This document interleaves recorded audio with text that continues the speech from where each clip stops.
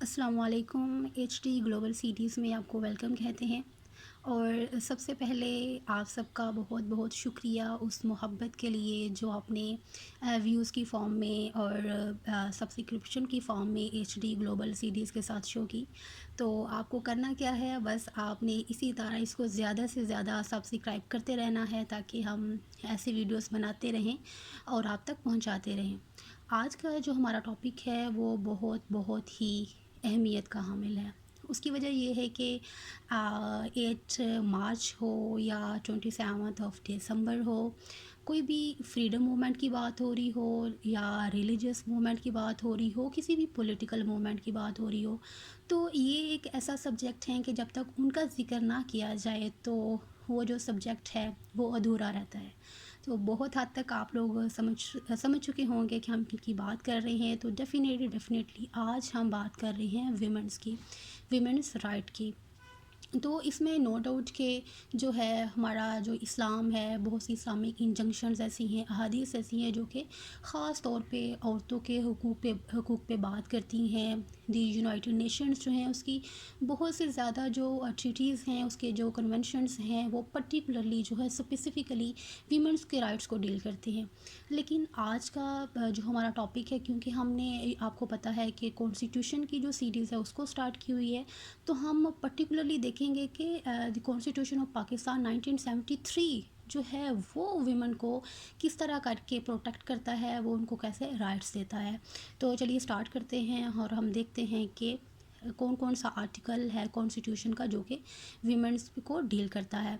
तो इसमें सबसे पहला है हमारे पास आर्टिकल 34 जो कि है participation of women in national life as per principles of policy.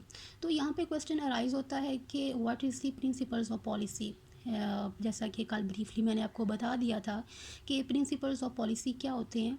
तो आप इसको ब्रीफली इस तरह अंडरस्टैंड कर सकते हैं कि ये एक तरह से मैकेनिज़्म है, एक पाथवे है जो कि पॉलिसी मेकर्स को बताता है कि उन्होंने पॉलिसीज़ को किस तरह करके बनाना है और देन उनको एग्जीक्यूट कैसे करना है।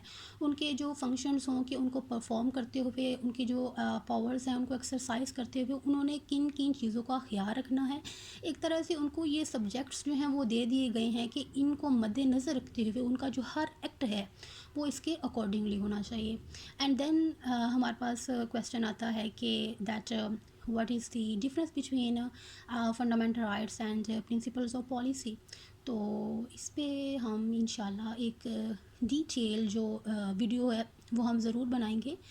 लेकिन करंटली मैं आपको थोड़ा सा इसका टच दे देती हूँ कि आप ऐसे समझ लीजिए कि जो प्रिंसिपल्स ऑफ पॉलिसी हैं ये डायरेक्टली जो हैं ये स्टेट को एड्रेस करते हैं। आप देखेंगे जब हम फर्दर डिस्कस करेंगे कि that state shall do this, such steps shall be taken by the state.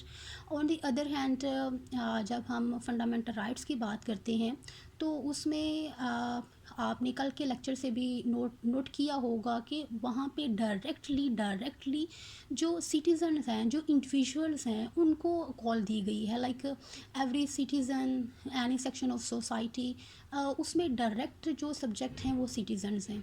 And secondly क्या है कि हमारा कोई फंडामेंटल राइट जो है, लेट्स सपोज कोई इन्फ्रिंच होता है, सिविल है या क्रिमिनल राइट है, तो उसकी इन्फ्रिंचमेंट पे हमारे लिए जो कॉन्स्टिट्यूशनल रेमेडी है वो अवेलेबल है।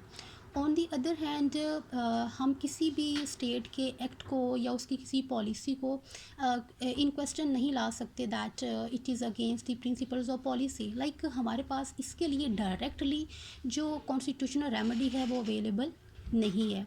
तो चलिए हम स्टार्ट करते हैं कि हमारा सबसे पहला आर्टिकल जो है, जो कि हमारे आज के टॉपिक को डील करता है, वो कौन सा है। तो उसमें सबसे पहला है जो है 34 participation of women in national life. तो कॉन्स्टिट्यूशन क्या कहता है, steps shall be taken to ensure full participation of women. इससे मुराद क्या कि नेशनल लाइफ में जो है औरत की जो पार्टिसिपेशन है उसको ज़्यादा से ज़्यादा इंश्योर करे स्टेट कि कौमी धारे में उनकी जो शमूलियत है, ये स्टेट की रिस्पॉन्सिबिलिटी है कि वो औरतों को जो कौमी ज़िंदगी है उसमें ले के आए, उसमें उनकी पार्टिसिपेशन को ज़्यादा से ज़्यादा जो है वो उसको बढ़ाए। رائٹ. تو اس کے لیے ایک جو اسٹیٹ ہے وہ کیا کر رہی ہے اس کو ہم ڈفرینٹ اینگل سے دیکھ سکتے ہیں. لائک جیسے کہ کل میں نے آپ کو بتایا تھا کہ ہم نے جو کی ورڈز ہیں وہ تو کانسٹیٹیوشن سے لی گئے ہیں، لیکن آگے ہم نے اس کو بریفلی جو ہے اس کو ایلیبوریٹ کیسے کرنا ہے وہ ہم اپنے ارد گرد کی ایگزامپلس کو دیکھتے ہوئے جو ہے ان کو کر سکتے ہیں. جیسا کہ ہم اسی بات کو لیں کہ جو ہے اس پالیسی کو ایگزیکیوٹ کرنے کے لیے اسٹیٹ کیا کر رہی ہے، تو اس میں آپ نے دیکھا ہوگا کہ پولیٹیکل اسفیئر میں کیا ہے کہ نیشنل اسمبلی میں جو 60 سیٹس ہیں وہ ریزروڈ ہیں. لائک 60 سیٹس پہ جسٹ جو ویمنس ہیں وہ اپوائنٹ ہوں گی، وہاں پہ میلز نہیں ہوں گے. اور اسی طرح جو ہے جو سینٹ ہے وہاں پہ بھی کانسٹیٹیوشن جو ہے وہ ریکوائر کرتا ہے کہ 17 جو سینیٹیرینز ہوں گے وہ ویمنز ہوں گی، رائٹ. اور اسی طرح جو ہمارا ایجوکیشنل ہے، ایجوکیشنل اینڈ اکنامک اسفیئر میں ہم لوگ دیکھیں تو آپ نے دیکھا ہوگا کہ ہر جو موسٹ آف دی ایجوکیشنس ہیں وہاں پہ ویمنس کے لیے ایک کوٹا رکھا جاتا ہے. اور اسی طرح جو سیٹس آتی ہیں، جو گورنمنٹ جابز آتی ہیں، وہاں پہ بھی پرٹیکولرلی یہ کہا جاتا ہے کہ اتنے پرسنٹ جو ہے جو سیٹس ہوں گی وہ اس پہ ویمنس ہائر ہوں گی.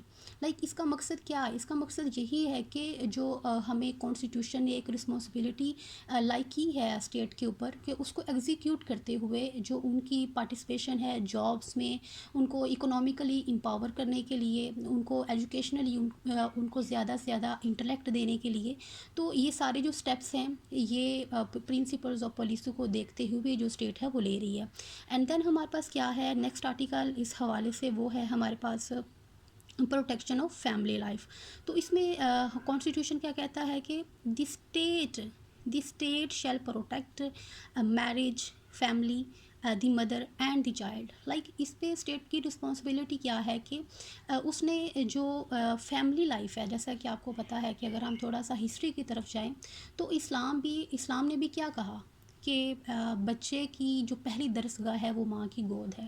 اور اسی طرح اگر ہم بات کریں ارسطوٹل کی تو وہ کیا کہتے ہیں، جب وہ کنسیپٹ آف اسٹیٹ کی بات کرتے ہیں، اسٹیٹ کی اوریجن کی بات کرتے ہیں، تو اس کی شروعات کہاں سے ہوتی ہے؟ ایک فیملی سے ہوتی ہے، ایک فیملی لائف سے ہوتی ہے، خاندان سے ہوتی ہے.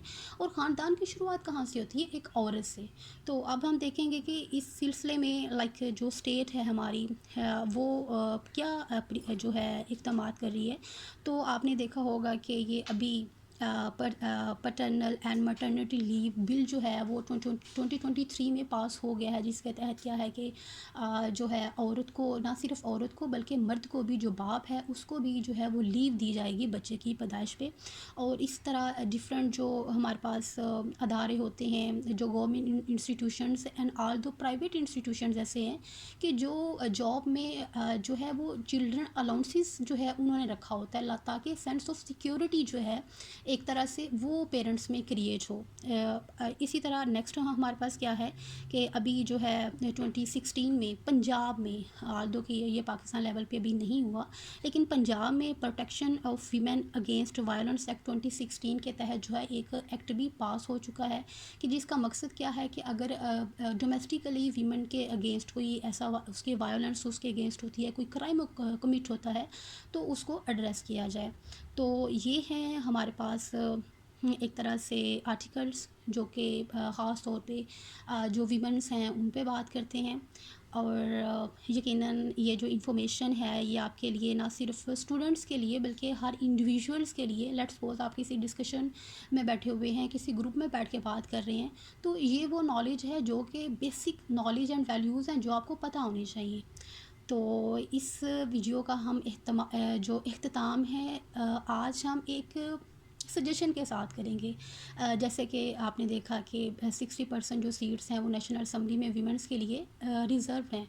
تو کیوں نہ ایسا کیا جائے کہ یہ سیٹس جو ہیں ان کو بھی جیسے دوسرے کینڈیڈیٹس جو ہیں وہ جنرل الیکشنز کے ذریعے جو ہیں وہ الیکٹ ہوتے ہیں، تو یہ بھی ہر پارٹی کے لیے اس کے لیے یہ لازمی کر دیا جائے. لیٹ سپوز کہ ایم کیو ایم ہے یا پی پی ہے، تو اس کا اگر 100 کینڈیڈیٹس ہیں تو اس کا ایک خاص پورشن لائک 20 جو سیٹس ہیں وہ ان پہ ان کے لیے لازمی ہو کہ انہوں نے 20 ویمنس ہی جو ہیں وہ ہائر کرنی ہے. لائک ان کے جو کینڈیڈیٹس ہیں 100 میں سے 20 ویمنس ہی ہوں، رادر دین کہ ہم جو ہے ان کو اس طرح کر کے ریزرو جو سیٹس ہیں یہ پارٹیز میں جو ہیں وہ آفٹر الیکشنز جو ہیں ان میں ڈسٹریبیوٹ کر دی جائیں. تو آئی تھنک کہ یہ ایک بہتر لائک اچھا اسٹیپ ہوگا ٹورڈس امپاورمنٹ آف ویمن. تو اسی کے ساتھ ہم آج کی ویڈیو کا اختتام کرتے ہیں، اس امید کے ساتھ کہ آپ کو کل کی طرح آج کی ویڈیو بھی انفارمیٹیو اور آپ کے لیے فائدہ مند ہوگی. Thank you.